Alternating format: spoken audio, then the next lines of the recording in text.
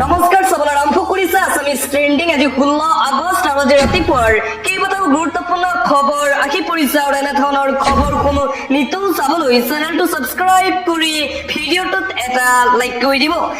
ৰাতিপুৱাৰ প্ৰথমটো breaking news. মুখ্যমন্ত্ৰী হিমন্ত বিশ্ব শৰ্মাৰ মুখত নতুন শব্দ অচিনাকি। অবৈধ বাংলাদেশী, অবৈধ নাগৰিক, অবৈধ মিয়াৰ শব্দৰ পিছত এইবাৰ অসমৰ ৰাজনীতিৰ নতুন শব্দ অচিনাকি মানুহ। মুখ্যমন্ত্ৰী হিমন্ত বিশ্ব শৰ্মাই যোৱাকালি স্বাধীনতা দিৱসৰ ভাষণ প্ৰসংগত অচিনাকি মানুহৰ প্ৰসংগ উত্থাপন কৰিছিল। অচিনাকি মানুহে সমগ্ৰ অসমখনক ধ্বংস কৰিছিল বুলি মন্তব্য কৰিছিল মুখ্যমন্ত্ৰী হিমন্ত বিশ্ব শৰ্মাই। অবৈধ বাংলাদেশী, অবৈধ মিয়া, অবৈধ নাগৰিকৰ পিছত এইবাৰ অসমৰ ৰাজনীতিত সৃষ্টি আন এক নতুন শব্দ, সেয়া হৈছে অচিনাকি মানুহ। কাৰ্যালয়ত অচিনাকি মানুহক চাকৰি নিদিবলৈ আহ্বান জনাইছে মুখ্যমন্ত্ৰী ডক্টৰ হিমন্ত বিশ্ব শৰ্মাই। লগতে হিমন্ত বিশ্ব শৰ্মাৰ মন্তব্য, অসমত কেইবা প্ৰকাৰৰ জেহাদে আত্মপ্ৰকাশ কৰিছে। লাভ জেহাদ, লেণ্ড জেহাদ আদিৰ দৰে বিভিন্ন ঘটনাৰাজিয়ে আজি আমাক আমনি কৰিছে। যোৱাকালি স্বাধীনতা দিৱসৰ দিনটোতেই মুখ্যমন্ত্ৰী হিমন্ত বিশ্ব শৰ্মাই অচিনাকি মানুহৰ বিৰুদ্ধে এইদৰে সৰব হৈ পৰিছিল আৰু মুখ্যমন্ত্ৰী হিমন্ত বিশ্ব শৰ্মাৰ এই অচিনাকি মানুহৰ প্ৰসংগ উত্থাপন কৰাৰ পিছতেই মুখ্যমন্ত্ৰী হিমন্ত বিশ্ব শৰ্মাৰ বিৰুদ্ধে সামাজিক মাধ্যমত অসম জাতীয় পৰিষদৰ সভাপতি লুৰিণজ্যোতি গগৈৰ ফেচবুকত এটি বিশেষ পোষ্ট। চিনাকি মুখৰ আঁৰৰ অচিনাকি মুখাবোৰেও অপূৰণীয় ক্ষতি কৰি থৈছে জাতিৰ। এইদৰে মুখ্যমন্ত্ৰী হিমন্ত বিশ্ব শৰ্মাৰ মুখত অচিনাকি মানুহৰ প্ৰসংগ উত্থাপন কৰাৰ পিছতেই অসম জাতীয় পৰিষদৰ সভাপতি লুৰিণজ্যোতি গগৈয়ে সামাজিক মাধ্যমত এই বিশেষ পোষ্ট কৰে। লগতে মুখ্যমন্ত্ৰী হিমন্ত বিশ্ব শৰ্মাকো তীব্ৰ ভাষাৰে সমালোচনা কৰে লুৰিণজ্যোতি গগৈয়ে। মুঠতে হিমন্ত বিশ্ব শৰ্মাৰ মুখত এতিয়া নতুন শব্দ হৈছে অচিনাকি মানুহ। অবৈধ বাংলাদেশী, অবৈধ নাগৰিক, অবৈধ মিয়াৰ পিছত এইবাৰ মুখ্যমন্ত্ৰী হিমন্ত বিশ্ব শৰ্মাৰ মুখত অচিনাকি মানুহ। অচিনাকি মানুহে সমগ্ৰ অসমক ধ্বংস কৰিছে বুলি মন্তব্য মুখ্যমন্ত্ৰী হিমন্ত বিশ্ব শৰ্মাৰ। লগতে মুখ্যমন্ত্ৰী হিমন্ত বিশ্ব শৰ্মা জিলা আয়ুক্তক কঠোৰ সকিয়নি প্ৰদান কৰিছে। ভৱিষ্যতে এটুকুৰা চৰকাৰী মাটিও বেদখল হলে বিপদত পৰিব ডিচিসকল। বেদখলকাৰীক লৈ নো কম্প্ৰমাইজ, কোনো ধৰণৰ কম্প্ৰমাইজ কৰা নহব। চৰকাৰী মাটি বেদখল সন্দৰ্ভত চৰকাৰী বিষয়াক আহ্বান মুখ্যমন্ত্ৰী হিমন্ত বিশ্ব শৰ্মাৰ। ভৱিষ্যতে যাতে এটুকুৰা চৰকাৰী মাটি বেদখল কৰিব নোৱাৰে কোনো অচিনাকি মানুহে, সাৱধান হৈ থাকিব লাগিব প্ৰতিখন জিলাৰ জিলা আয়ুক্ত।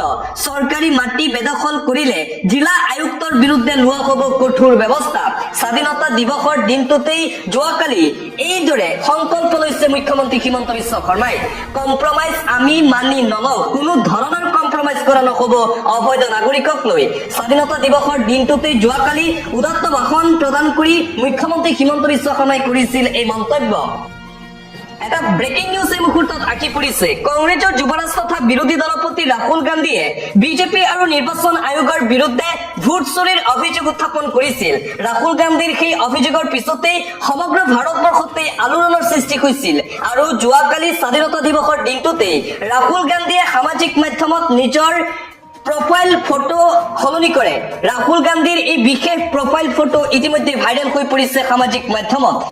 ভোট চুৰিছে আজাদী, ষ্টপ ভোট চুৰি, এইদৰে ৰাহুল গান্ধীয়ে সামাজিক মাধ্যমত এটি ফটো আপলোড কৰিছিল আৰু এই ফটো ইতিমধ্যে সামাজিক মাধ্যমত ভাইৰেল। আৰু আনকি ৰাহুল গান্ধীয়ে নিৰ্বাচন আয়োগ আৰু বিজেপিৰ বিৰুদ্ধে ভোট চুৰি কৰাৰ অভিযোগ উত্থাপন কৰাৰ পিছতেই অসমৰ লগতে ভাৰতৰ প্ৰান্তে প্ৰান্তে কংগ্ৰেছৰ নেতৃত্বত তীব্ৰ প্ৰতিবাদ দেখিবলৈ পোৱা গৈছে। কাইলৈ 17 আগষ্ট তাৰিখে বিহাৰত ভোট চুৰিৰ বিৰুদ্ধে বিশাল প্ৰতিবাদী কাৰ্যসূচী গ্ৰহণ কৰিছে কংগ্ৰেছে, য'ত উপস্থিত থাকিব খুদ ৰাহুল গান্ধী। আৰু যোৱাকালি স্বাধীনতা দিৱসৰ দিনটোতো ভোট চুৰিৰ বিৰুদ্ধে পশ্চিমবংগ, মহাৰাষ্ট্ৰ আদিৰ ৰাজ্যত তীব্ৰ প্ৰতিবাদ দেখিবলৈ পোৱা গৈছে বিজেপিৰ বিৰুদ্ধে।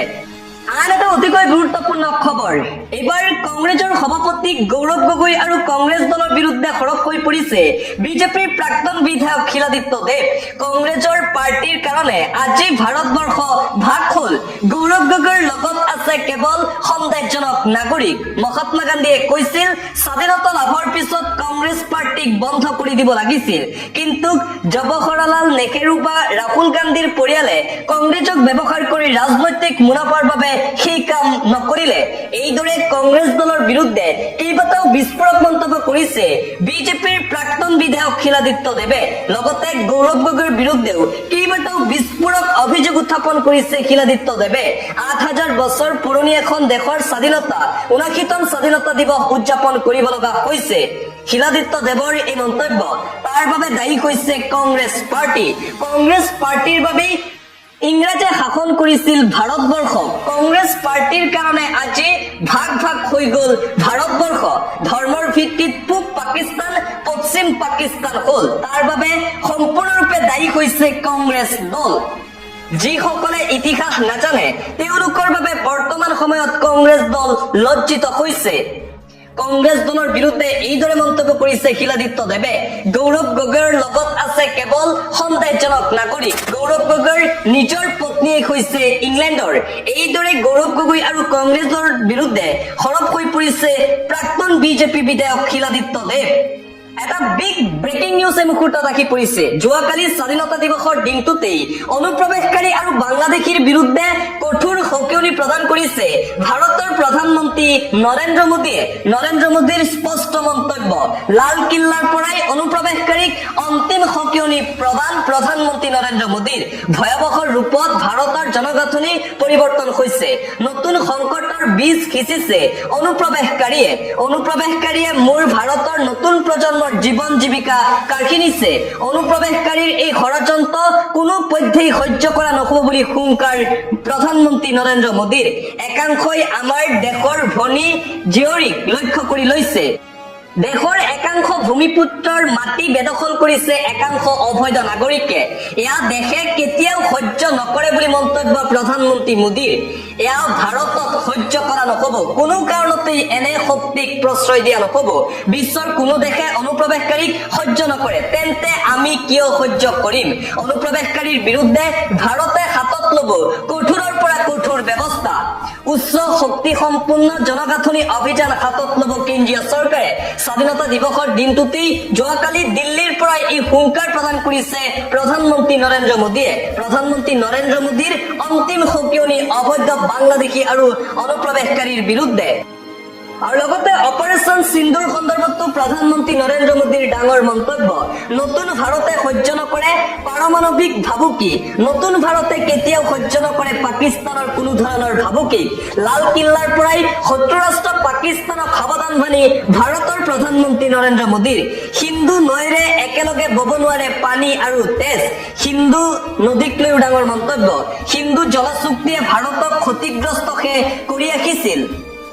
অপাৰেশ্যন সিন্ধুৰৰ সফলতাৰ বাবে ভাৰতীয় সেনাক প্ৰশংসা প্ৰধানমন্ত্ৰী নৰেন্দ্ৰ মোদীৰ। শত্ৰুৰ কল্পনাৰো বাহিৰত আছিল আমাৰ সেনাৰ প্ৰত্যুত্তৰ। অপাৰেশ্যন সিন্ধুৰৰ যোগেদি পাকিস্তানক দিয়া হৈছিল প্ৰত্যুত্তৰ। ২২ এপ্ৰিলত সীমাৰ সিপাৰৰ সন্ত্ৰাসবাদীক লক্ষ্য কৰি লোৱা হৈছিল। ধৰ্মসুধী নিৰীহ নাগৰিকক হত্যা কৰা সকলক উচিত শিক্ষা দিছিল ভাৰতীয় সেনাই। স্বাধীনতা দিৱসৰ ভাষণৰ আৰম্ভণিতেই যোৱাকালি সেনাক চেলুট জনাইছিল প্ৰধানমন্ত্ৰী নৰেন্দ্ৰ মোদীয়ে। আমি সন্ত্ৰাসবাদৰ বিৰুদ্ধে নিউ নৰ্মেল প্ৰতিষ্ঠা কৰিলো।